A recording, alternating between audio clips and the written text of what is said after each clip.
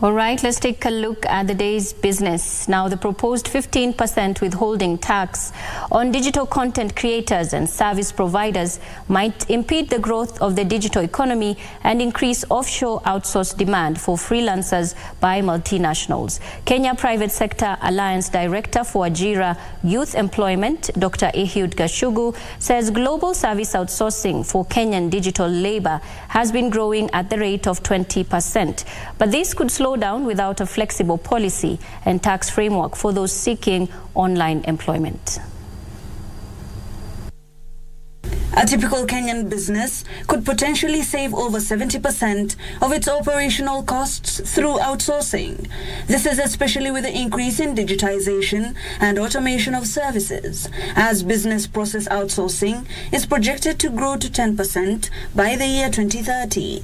The Kenya Private Sector Alliance, however, says supply-side bottlenecks could emerge from an unstable policy and taxation system, as the online job market continues to be lucrative for the youth. Payment of tax for everyone is important. We need to have many actors contributing to the fiscal development of the country. However, I also think that looking at the growing new opportunities, it's important to make sure that the tax policies are also responsive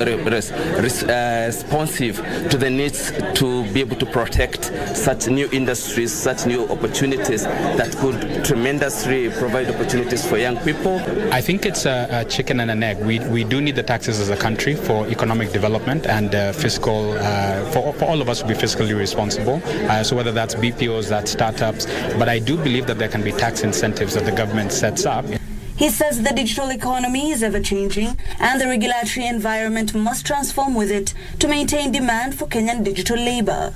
In terms of new enterprise growth, but also when we move to scale, there is also this marginal impact that comes with what we call volume. So I think as the country grows, we'll continue to receive, such, interesting policies. But it's good that we all, bear the responsibility of being able to be an inclusive society by contributing through some of these policies. When you talk about what policies can be made more enabling for young people to access the tool of work, which is the laptop or the computers or the phones, is perhaps considering incentives or reducing some of those taxes that make it very expensive for a young person in West Pokot or in Kisumu or in whichever part of this country to access this tool that can then leapfrog them and help them overcome their peculiar circumstances. He says revenue collection can be increased by expanding online work opportunities.